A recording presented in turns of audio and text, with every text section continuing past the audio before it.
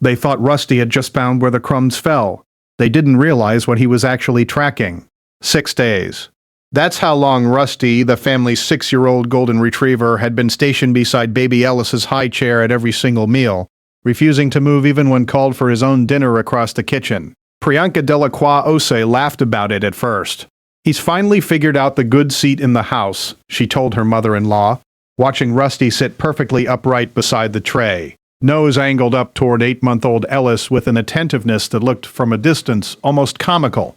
A dog who'd finally cracked the code that babies drop food. Her husband, Deshawn, wasn't as amused. He won't even come when I shake the treat bag anymore. That's not about crumbs. That's not normal for him. Priyanka, a project manager with no background in animal behavior beyond a childhood dog, chalked it up to opportunism. Dogs were food-motivated. High chairs meant dropped food.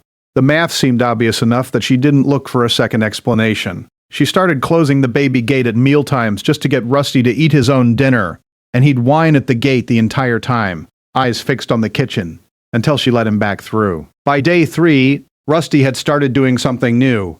Instead of simply waiting near the tray, he began sniffing directly at Ellis's mouth and cheeks after each bite, an insistent, repeated motion that Priyanka found strange enough to mention to her sister, who suggested, half joking, that maybe Rusty just liked the smell of baby food.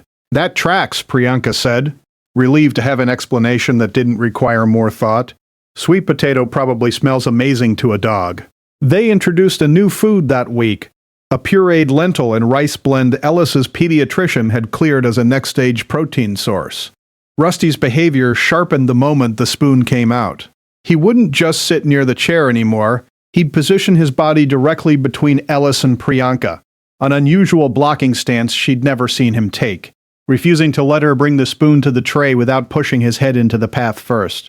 He's being possessive of the food, Deshawn said, frustrated now, moving Rusty by the collar so Priyanka could finish the feeding. We need to correct this before it gets worse. They fed Ellis the lentil blend that evening despite Rusty's insistence, over his repeated attempts to physically intervene.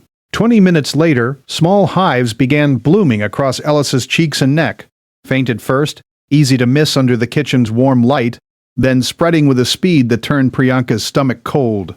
Ellis's breathing took on a thin, reedy quality that hadn't been there minutes before.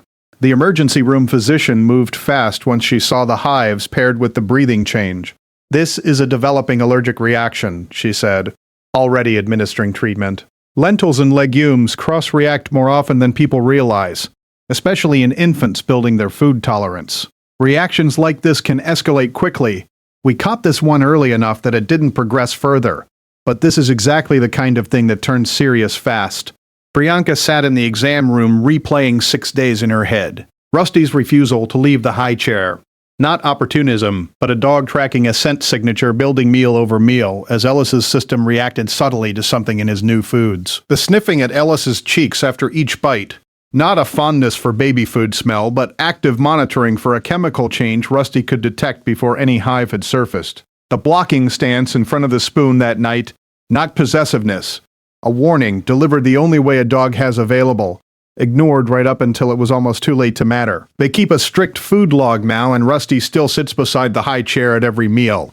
But nobody corrects him for it anymore, and nobody closes the gate.